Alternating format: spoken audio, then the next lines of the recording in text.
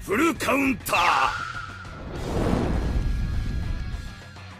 Alright lads, welcome back to the Grand Cross video. So obviously you don't know I am a bit of a collab connoisseur, not only on Grand Cross but making my own collaborations. I've done so many, you can see it on screen now.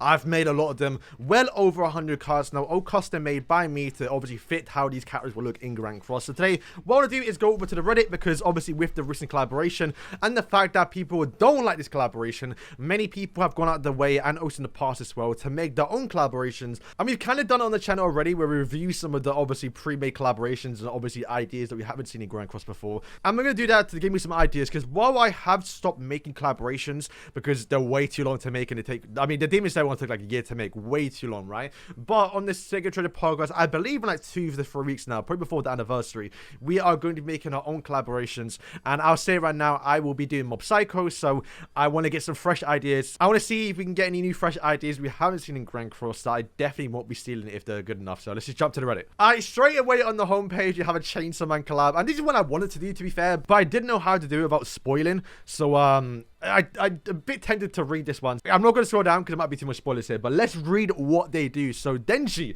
this one's one that I wanted to do. We'll see. Artwork is pretty good though. I like when people actually like design the character, or like, you know, put some effort into actually like making the backgrounds look, you know, how they actually look, rather than just in the manga panels. Although it's fine, I don't mind it, but it is obviously nice when you put some effort into the collaboration. Unknown though. Would I have done that? I know he's obviously got devil heart, but he's still human though. Or is he? I guess, yeah, you know, he would be unknown. When the hero gets attacked during the enemy's turn, grant 1 stack of chainsaw to the hero, limit to 5 times. Upon gaining 5 chainsaw stacks, gain immortality and lifesteal for free. Oh, that's kind of 3 turns. Well, that's way too much. And you get attack or your stat ability too. Yeah, that's outrageous. Hang on, is it when he attacks? Oh, it's when he gets attacked. Yeah, that's way too much. I said mortality for 5 turns. Just rush ultimate. Single target is pulverized, a pretty good skill to have. Second one is, oh, he has a stance as well. Okay, does he taunt? Yeah, he taunts. Okay, but obviously we can't do tier 1. Soon as stance for 2 turns and also inflicts damage. Oh, it's a counter. Oh, yeah, it's okay, never mind. His ultimate depletes 100% of max HP at 6/6 and inflicts damage equal. I mean, if he's got mortality, it makes a bit of sense actually. It's actually kind of cool. But the thing I'm seeing though is, why is he depleting max HP? You know, why is he doing that? If this skill did more damage based on how much HP he had missing, then fair enough, right? But it just seems like, yeah, you cannot literally use ultimate. I mean, to be fair, 6/6 is probably kill anyway, but you cannot. I mean, yeah, the multiplier 135, like that's way too high for an actual AoE ultimate. I'm not going to probably focus on this one too much here. You can see it right here. The ultimate, the same was everything. We're going to probably stop there because the video might be too long to go through all of them. But the one I'm curious about is probably Power and Makimo. Alright, so the power, obviously unknown, makes more sense. When entering battle, apply 1 mark of blood until all enemies. When unknown race allies inflict damage to the mark of blood targets, they're going to heal 40% of damage. Yeah, that's outrageous. I mean, that's like having 40% life still. And I'm assuming if it's a gray, if it's like a gray debuff or, you know, red debuff, and start about, yeah, so it'll be gray, right? I mean, I like the fact they put blood or bleed into the, obviously, the passive. I think I want to focus more on the bleed because she is the blood fiend. Although bleed is not a powerful skill. We haven't seen someone have a powerful blood skill. Bleed in itself is actually a pretty powerful skill. We just don't see too many characters with it. And when they do, they're normally really, really bad. But we've seen with, obviously, Jim Hopper, if you can get him to work, his bleed or poison can do like 90k damage. It's kind of insane. So if you had a character more focused around bleed and obviously poison, it'd be kind of cool. And I suspect Gelda might do that in Grand Cross. We have to wait and see. Other one is a weak point. The character meta heals and removes debuffs, a bit like Shuna then in a way, and also decrease HP related. Oh right, so she's depleting HP on all of them. Okay, pretty good ultimate to be fair. Alright, so I don't believe the spoilers this, so we're kind of fine to read it. But this one I'm looking forward to. It probably might be the most broken one, I would imagine. If you were to get a collaboration based on Chainsaw Man, should have to be by far the best one, I think. Increase allies all stats. Already kind of broken by 5% at the start of the turn. At the start of every turn, if an ally in battle are all different races. Oh, so you don't want to use 4 unknowns then. A little bit limiting, and I'm not sure how I feel about that then. Limited 3 times, you get 15 all-star increase. Kind of cool, actually, not gonna lie. That'll probably work best towards Escanor, because Escanor doesn't really have a team. Okay, so the passive also says when she gets attacked, she is going to reflect the damage back and also heal. So she had like a mini time migration. How broken that is. Are you mad? Imagine you had time migration into her. Not only reflecting, you're also healing back with Tamiel and also healing back with this. So I think if you would actually do this in the game, you probably have to put in the passive, just not stack with Tamiel, because that might be too broken. You heal back 80% of the damage taken, or like 70%. Way too much. And reflect as well. Yeah, nah, too much. Alright, not gonna dwell too long on that one because I don't want to go on too much of spoilers. But yeah, this one, everyone's most wanted collab. I'll go first. Okay, we have every time I've done this video, there's always an Ichigo, which is weird, right? Sora himself is planning to do Ichigo or at least Bleach on the actual Signature podcast. I haven't read Bleach. I'm not mistaken, I'm pretty sure last time we checked this, someone else did, you know what? Aaron! Aaron! Come! He's unknown, though. Would you put him unknown? Or is he human? Both work. Unknown works.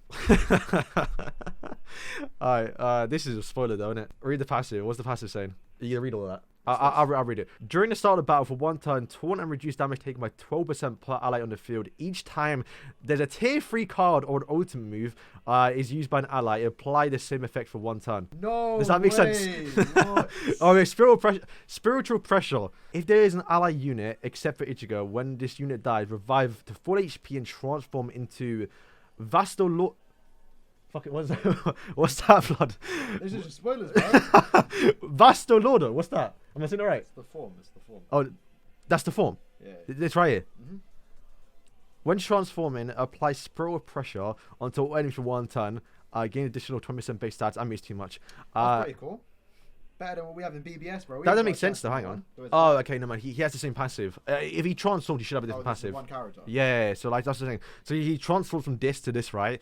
But, like, when you transform, you should have a new passive, which I was confused by it. Alright, pressure, deal damage, additional 30%. Wait, additional 30% damage to every unit on the field, both sides. That's insane.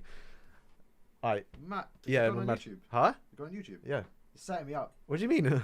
What do you mean I'm recording? Look, bro. Look what I'm wearing. Redo that, bro. Huh? No. I won the Discord now in 70 Sins Leagues. I always see a bunch of them here, and I'm always going to add a few of them as well. So we're going to read through some of them here. This is a One Punch Man collab, which obviously I've done. I want to see more Tatsumaki because I've kind of made my own one. On screen, wait, have you done Tatsumaki? Wait, I don't think he's even done Tatsumaki. Dark Shadow. Okay, a little bit weird collab then to get these 4 characters and not the other ones. But I like the relic though. That actually looks really, really good. I'm not reading all of that. Like, I'm not reading all. I'm sure they're good though. I'm sure they're good. Alright, so this is one that I saw. So if you don't know, there was an actual leaked Dark Merlin to come out. I believe it was Dark Merlin, Mayel for New Year's, and also Gelda.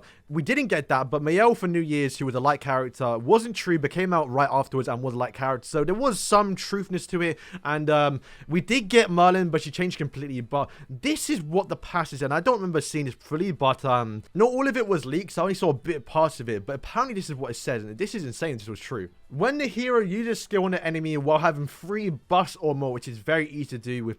How would you buff up, to be fair? Nanashi, basically, right? Nanashi gives you 4 buffs. You can also bring Roxy now as well. Roxy gives you a free buff at the start of turn. And also, I guess you know what? Maybe this makes a bit of sense because you're kind of going against demons, which is kind of to be the big thing at the time where she was leaked, basically. So this is going to count to that team because obviously they do buff remove. And when you do use a skill that has 3 or more buffs onto an enemy, you're going to nullify the target's passive for 1 turn. The leak did say that. Something along the lines of like stopping the passive if you attack the character twice, which is like, it didn't happen, but it's insane to think about. And Netmarble did think about the saving the passives, which I can see one character, and if someone's going to have it, it would be Merlin, because she just kind of the type of character to disable passives here. But also, so increase attack rate stats, defray stats by 1% for 2 turns. When the HP reaches the 50% lower, fully heal, it's like just such an insane passive.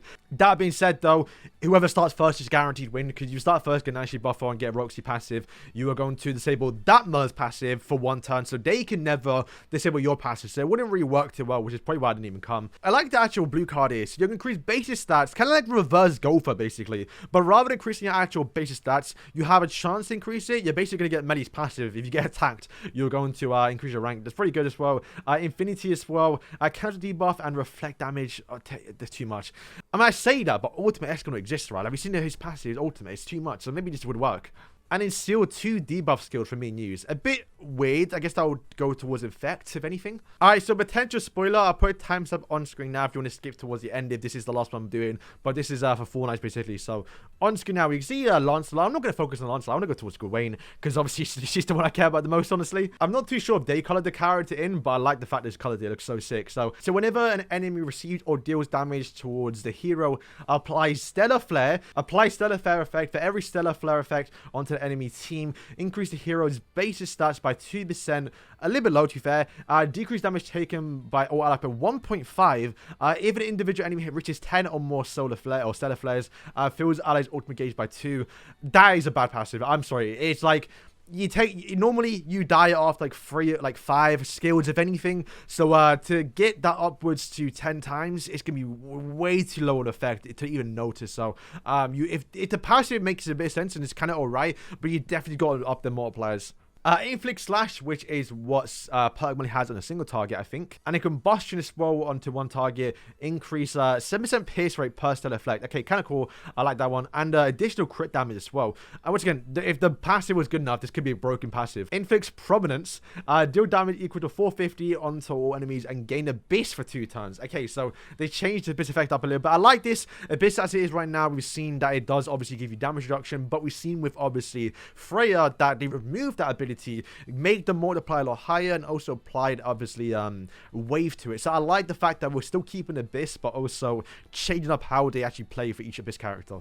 Jotaro, gonna probably put up in the thumbnail, have to do it here, but I haven't read JoJo or watched it actually. I stopped in part 2, don't roast me in the comments for it. But Star Platinum is a close range stand that okay, this is like why is it giving description? Enemies that are target locked by the player will increase damage taken by 50% and ignore 20% of the enemy's crit resistance and crit defense for Jotaro only. The first skill is Scorch, so it is basically Molascular AoE or obviously Kyo AoE. It doesn't really have any way to apply ignites. Is that what it does? Okay, the Scorch is a bit different as well, and it's like Escanors, one with additional damage.